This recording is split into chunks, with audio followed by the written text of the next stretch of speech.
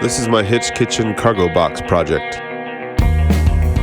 I'm using a typical truck bed style toolbox bolted to a swing-away hitch frame made by a company in Oregon. After taking a few measurements, you should be able to find a used toolbox that would fit the hitch on your car, SUV, or van. Here we are using it in Big Bend National Park and Paladero Canyon. I also built this hinged bed and storage platform in my SUV, and I'll leave links to that video if you'd like to check it out. Step one in my build was buying the swing-away hitch frame. This one from the Stowaway company was the best I found. It's pricey, but it's the bulk of the cost of this whole project. They also sell directly from their website.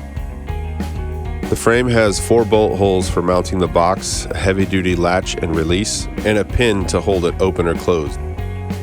Making sure you stay clear of the release handle and pivot bolt is necessary when measuring your bumper, hatch, rear door, etc. for a toolbox that will fit your rig. Stowaway actually makes a plastic cargo box for this same frame, but I like the idea of a cheaper, tougher, better-looking aluminum toolbox.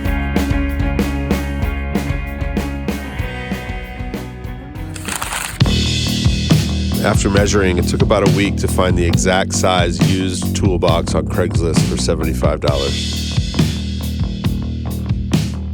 So when searching ads, the main consideration is measuring the opening clearance of the rear door to clear the edge of the swung open hitch box. The box I found is 61 inches wide, which allows the hatch on my Toyota Sequoia to open just fine.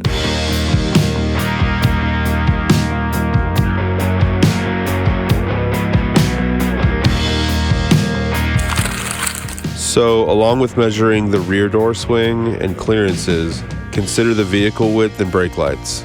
And if the box is going to block them, you could add a trailer brake light kit like I did. I detail that in the second half of this video.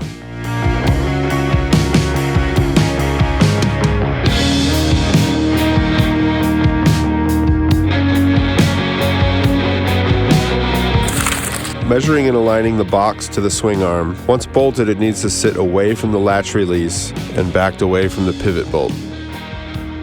With the swing arm open, I sat the toolbox on top of the 4 bolt holes, lining up the hatch door and box edge just right, measuring twice before I marked and drilled the holes.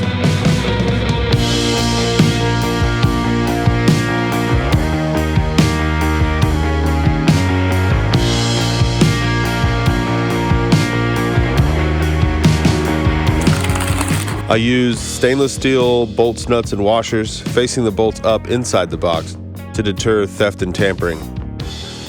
Also applied a little bit of silicone sealant to both sides of the washers. This is where the 2 small crescent wrenches come in handy. So now you have a hitch kitchen or cargo box for camping. Can also be a swing-away removable toolbox for work, which is handy if you have an SUV or car.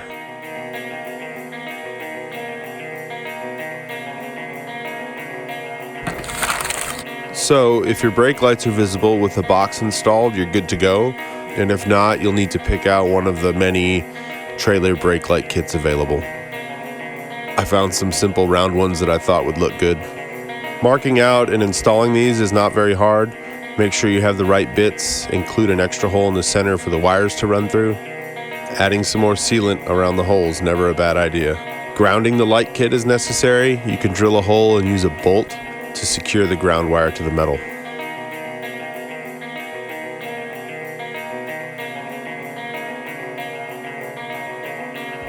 I used some scrap aluminum sheet metal I had to make some custom shrouds to protect the lights. Cutting notches where the edges will be, you can easily bend the metal into a square shape. With some scrap wood and clamps, we can bend the edges. Then we want to cut some notches out of those corners.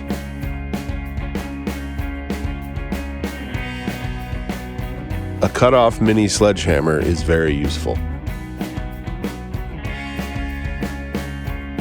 And those flaps should fit right beside or behind the light bezels right up against the box. Once they're pre-fit and look good, you can mark and drill out your bolt holes.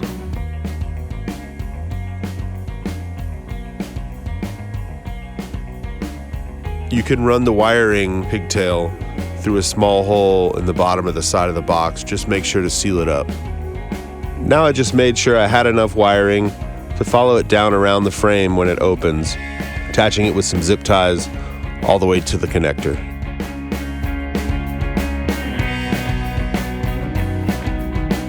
I hope you found some part of this video helpful or inspiring. If you did, please give it a thumbs up. I'll try to answer questions from the comment section. Thanks for watching.